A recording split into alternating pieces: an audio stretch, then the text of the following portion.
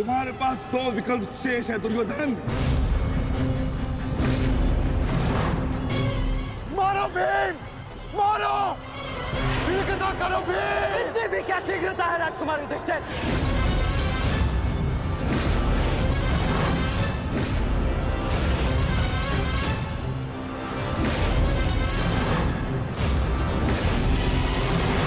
पीछे हट जाइए विकोदर भीम, अन्यथा मूल्य अपने ज्येष्ठा के प्राण देकर चुकाने होंगे।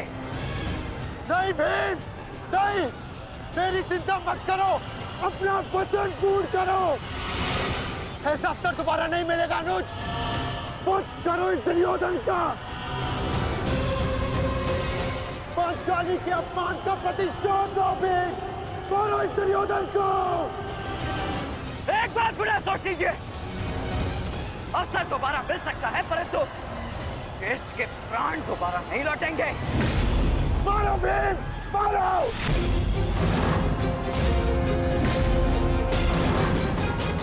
दुर्योधन!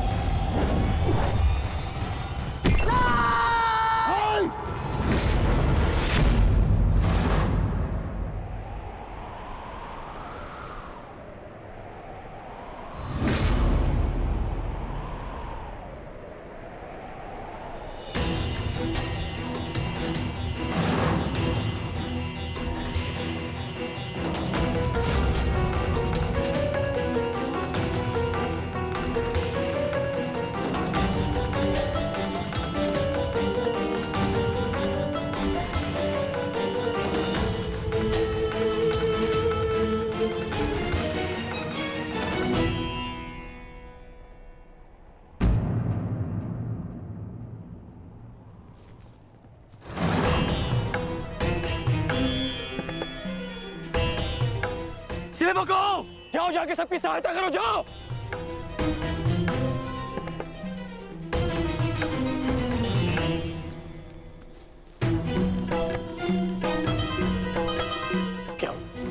क्या हुआ?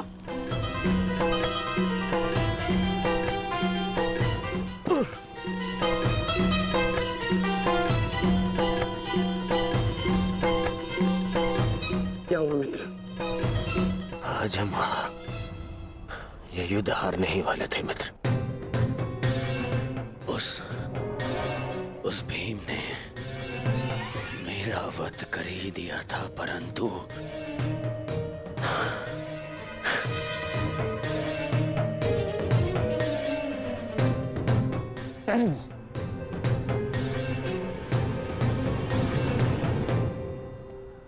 ठीक समय पर आकर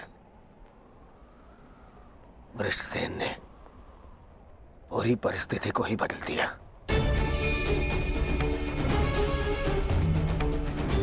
वीर वृषसेन ने आज न केवल मेरे प्राणों की रक्षा की,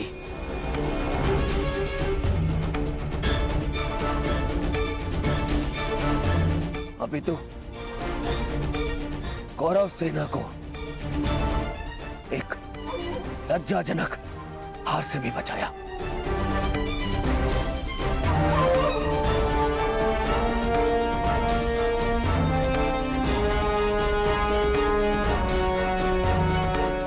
मैं गर्वित हूं तुम्हें अपनी सेना में पाकर पुत्र, गर्वित हूं मैं।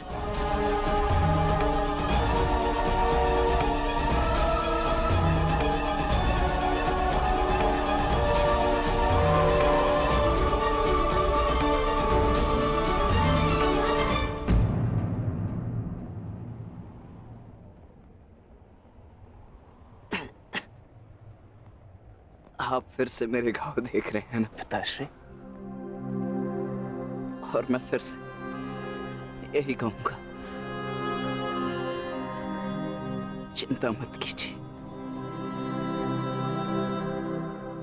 आज का युद्ध समाप्त हुआ और युद्ध भूमि में जो कुछ भी हुआ उसे भुला देना ही श्रेयस्कर है, अपितु उन बाधाओं को समझने का प्रयास करना चाहिए जो हमें विजयश्री बनने या प्राप्त करने से रोक रही है।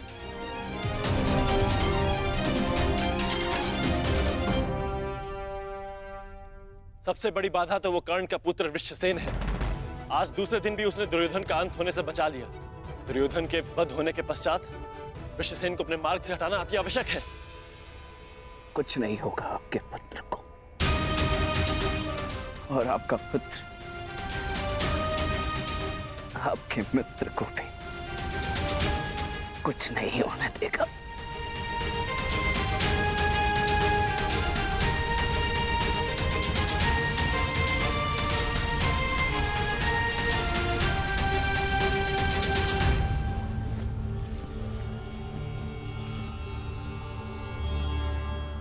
मित्र, आज का दिन हमारे पक्ष में नहीं था। तुम हमारे साथ होते तो कदाचित ऐसा नहीं होता।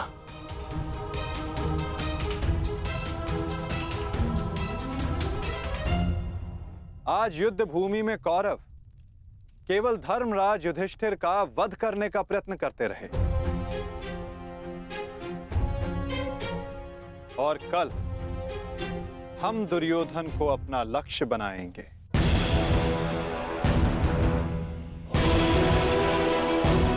क्योंकि दुर्योधन के अंत के साथ कौरवों की पराजय भी निश्चित है।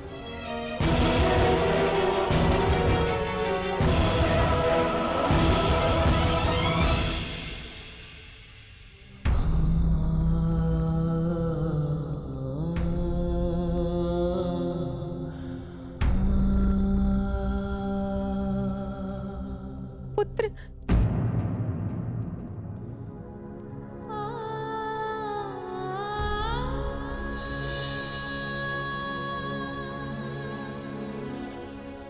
ये क्या दशा बना दी है इस युद्ध ने तुम्हारी? अरे माता, आप कब आई? माता हूं।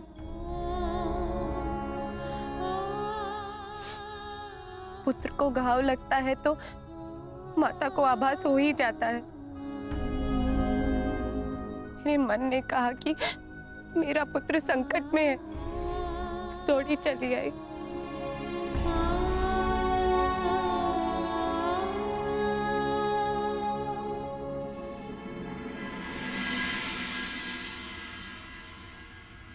परंतु आप भी तो इसके पिता हैं। क्या अपने पुत्र की इस दशा को देखकर तनिक भी दया नहीं आती? अपने पुत्र के जीवन के लिए आपको कोई मोह नहीं?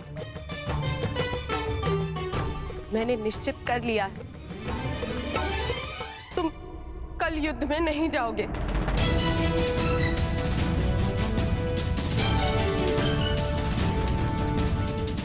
परंतु माता, मैंने कहा ना, ये मेरा अंतिम निर्णय है। पिताश्री, ये तुम्हारे अतिरिक्त कौरव सेना में और भी कुशल योद्धा है। निश्चित रूप से कौरव सेना में कुशल योद्धाओं की कमी नहीं है पिताश्री, परंतु वृषसेन वो उन सबसे भिन्न है। उसकी सोच, उसकी प्रतिभा, उसका तेज प्रशंसनीय है। उससे द्वंद्व करते समय मैंने बहुत कुछ सीखा।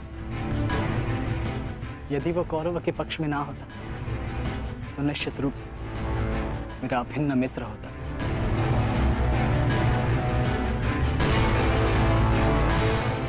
परंतु समझ में नहीं आता कि उसमें इतना तेज आया कहां से। कुछ जन्म से, कुछ कर्म से। वो अंगराज कर्ण का पुत्र है, जिसके मन में मृत्यु का भय नहीं, अपने कर्तव्य की ओर पूर्ण आत्मसमर्पण है। उस पर तेज स्वतः ही आ जाता है। अभिमन्यु,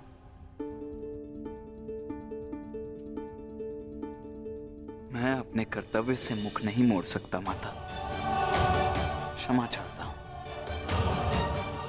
आप मुझसे मेरे प्राण भी मांगेंगी तो मैं अभी अपना शीश काटकर आपके चरणों में रख दूंगा, परंतु मैं अपने वचन से विमुक्त नहीं हो सकता माता। मैं वचनबद्ध हूं। मैं युद्ध में पराजित होकर लौटने वाला नहीं। या तो मैं विजयी होकर कंधों पर बैठकर आऊंगा, या वीर गति को प्राप्त करके कंधों पर लेटकर।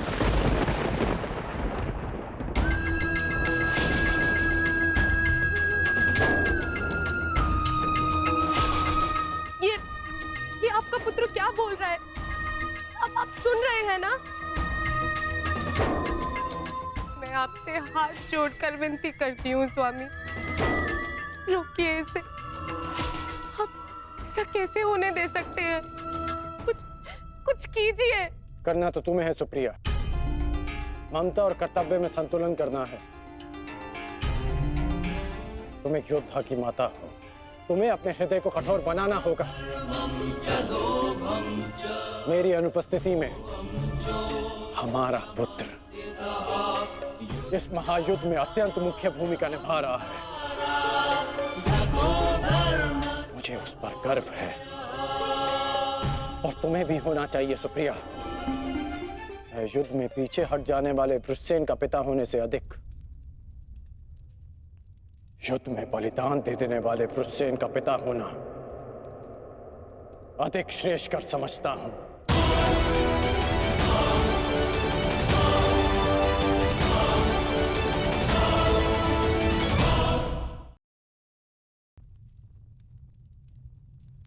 और तुम्हें भी समझना चाहिए सुप्रिया, तुम उसकी माता हो, उसकी शक्ति बनो, उसकी दुर्बलता नहीं। हर मनुष्य अपना लक्ष्य चुनता है और मैंने और वृषसेन ने भी अपना लक्ष्य चुन लिया है। हमारा लक्ष्य ये महायुद्ध है और युद्ध बलिदान मांगता है। और यदि वो बलिदान मेरा या मेरे पुत्र का होगा तो हमसे अधिक भाग्यशाली और कोई नहीं होगा सुप्रिया। परंतु मैं इसकी माता हूं। हर कोई जो इस युद्ध में है उसकी भी माता है। वो भी किसी का भाई, बेटा, पिता या पति है। यदि हर माता तुम्हारी भांति विलाप करने लग जाए तो इस युद्ध में योद्धा रिक्त हो जाएंगे। जब युद्ध क्षेत्र में मृत्यु समक्ष खड़ी होती है तो योद्धा पुकारता है, हे मृत्यु, तैयार यदि तू आने को, प्रसन्न मुख आ, द्वार खुला है, तेरा स्वागत, प्रसन्न मुख आ।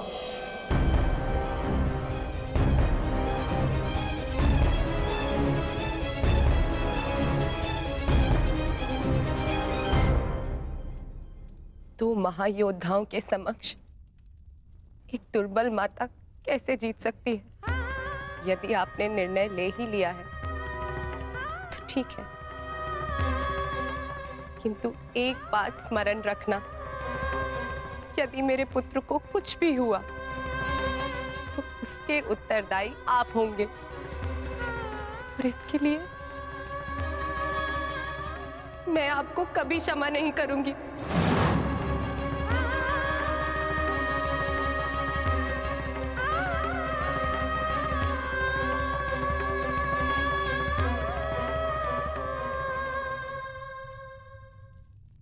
आज युद्ध भूमि में पांडवों का प्रयास था कि दुर्योधन पर वश पालें। कल भी कदाचित उनका यही प्रयास होगा। इस कारणवश हमें सज्ज रहने की आवश्यकता है।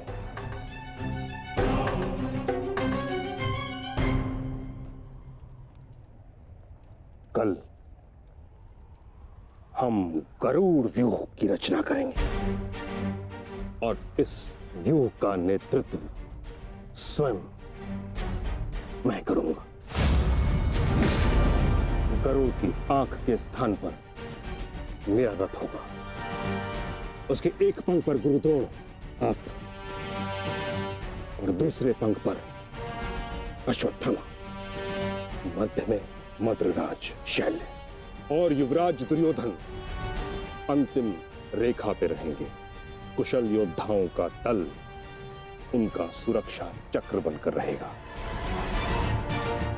और किसी भी मूल्य पर यह सुरक्षा पंक्ति टूटनी नहीं चाहिए। ये लीजिए, ये नई रणनीति लाए। पितामह, आपकी अब तक कोई भी रणनीति सफल तो हुई नहीं है। ऐसा ना हो कि आपकी ये रणनीति भी असफल रहे। ऐसे मत देखिए, कुछ अनुचित कह रहा हूं, सत्य कह रहा हूं। अब तक आपकी किसी भी रणनीति का कोई भी वास्तविक लाभ हमें नहीं मिला है। आज जो घटित हुआ है और जो घटित हो सकता था, मैं जानता हूं। अरे सेना को छोड़िए, आप तो मेरी सुरक्षा का कर्तव्य, अपने युवराज की सुरक्षा का कर्तव्य भी पूर्ण नहीं कर पाए। हे पितामह, अब मुझे आप पर विश्वास नहीं रहा पितामह। नहीं दुर्योधन, पितामह के अतिरिक्त तुम्हारी रक्षा और कौन कर सकता है?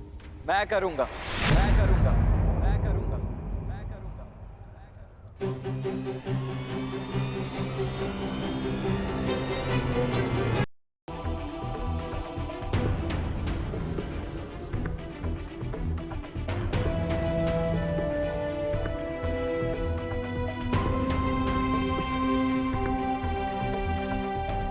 मैं मानता हूं मैं महामहिम के समक्ष कुछ भी नहीं, और मैं हृदय से उनका सम्मान भी करता हूं।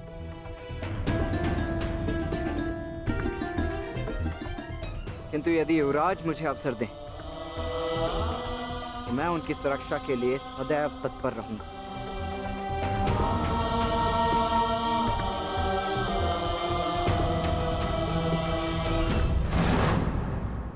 आपका क्या मत है वासुदेव? कल कौरव किस रणनीति के साथ युद्ध क्षेत्र में उतरेंगे?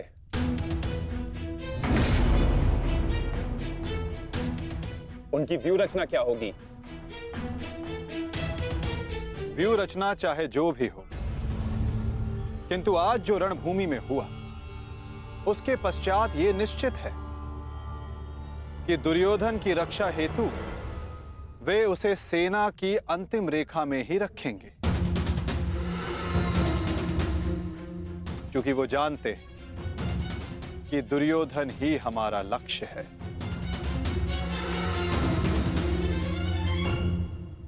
यदि ऐसा है तो फिर हमें कौन से व्यू का उपयोग करना चाहिए माधव? अर्धचंद्र व्यू पार्थ।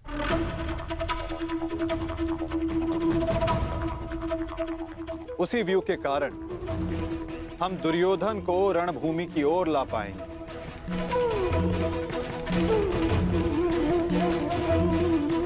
और यदि दुर्योधन व्यू से बाहर नहीं आया तो ये उसकी दुर्बलता समझी जाएगी और मानसिक पराजय भी।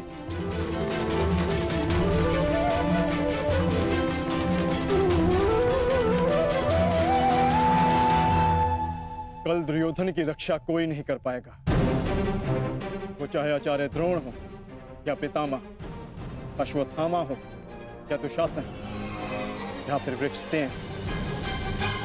कल जो भी योद्धा मेरे और दुर्योधन के मध्य आएगा वो या तो रणभूमि छोड़ेगा या फिर ये संसार। मेरे पिताश्री आप पर पूर्ण विश्वास करते हैं युवराज, और मैं अपने पिताश्री की ओर से आपको यह वचन देता हूं कि जब तक मेरे शरीर में अंतिम श्वास रहेगी तब तक मैं युद्ध भूमि में आपकी सुरक्षा के लिए प्रस्तुत रहूंगा।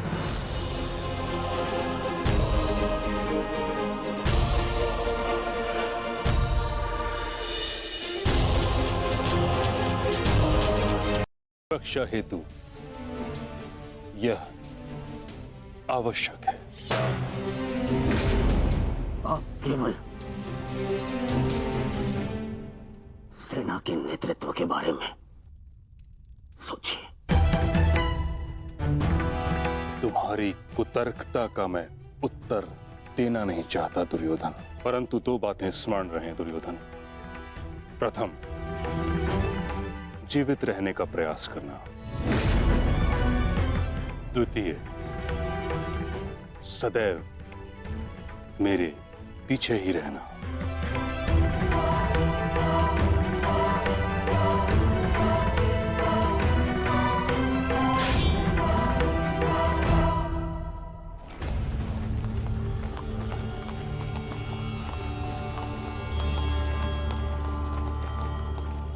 प्रणिपात पिताश्री। यशस्वी भव। मैं यहां तुम्हें यह बताने नहीं आया कि मन लगाकर युद्ध करना, क्योंकि वो तो तुम करोगे ही। मैं यहां तुम्हें एक सीख देने आया हूं।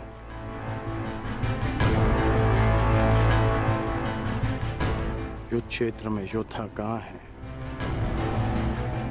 ये जानने का सबसे अच्छा संकेत है उसके युद्ध की पताका। तुम्हें जिसकी भी रक्षा करनी है या जिस पर भी प्रहार करना है, उसके रथ की पताका को जानना, पहचानना बहुत आवश्यक है। मैंने ये तुमसे पहले नहीं कहा, पर आज कह रहा हूं।